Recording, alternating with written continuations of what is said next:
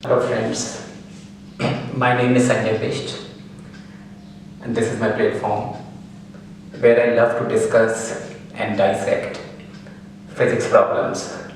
I love to analyze and dissect physics problems in this platform. You all are welcome to this platform. Today we are going to discuss a very interesting problem. It's kind of a puzzle. We would like to solve this puzzle.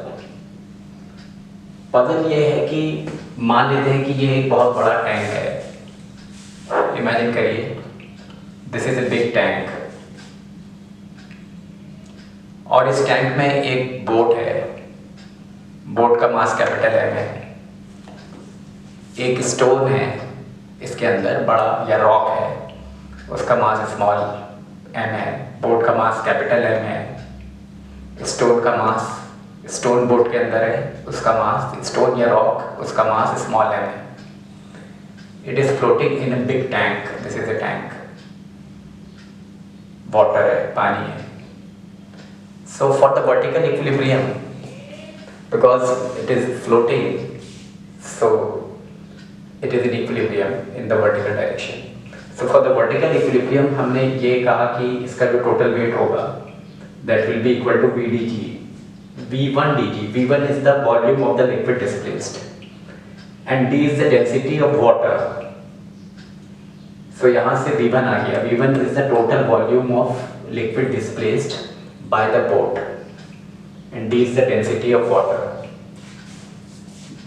Second scenario में हमने क्या किया कि इस stone को पानी के अंदर फेंक दिया। तो हमको ये जानना है कि अगर हमने ऐसा किया तो पानी के लेवल पे क्या फ़र्क पड़ेगा। पानी ऊपर जाएगा, नीचे जाएगा या उतना ही रहेगा लेवल।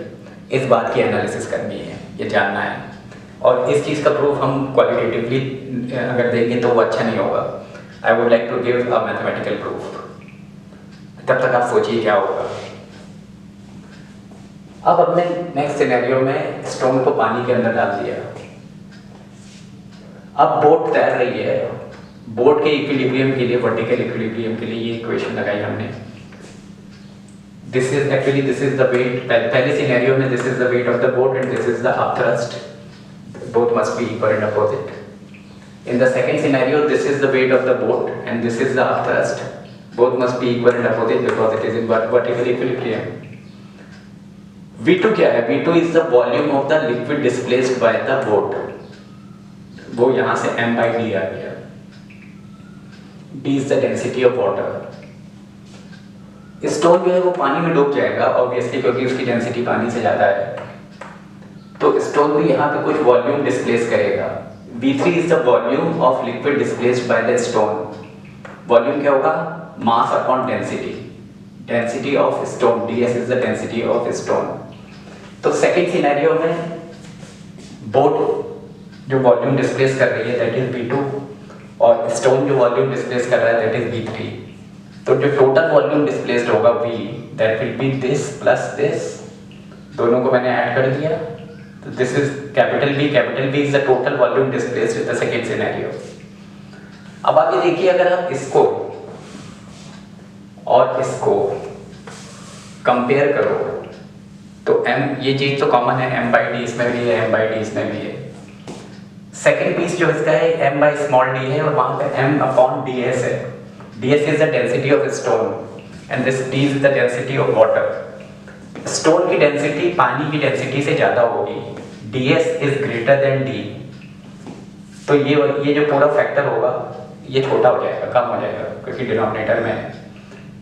तो ये पूरा factor m/ds is smaller than m/d।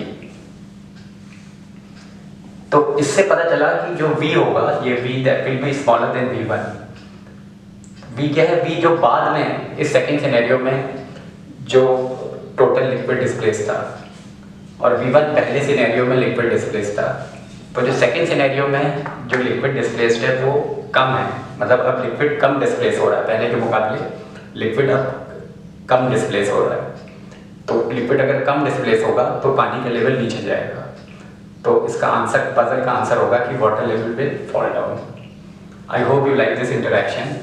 We will keep interacting like this and we will always keep ourselves motivated and encouraged towards physics. Hope you liked the interaction. Thank you very much for this wonderful interaction. Have a nice day. Bye.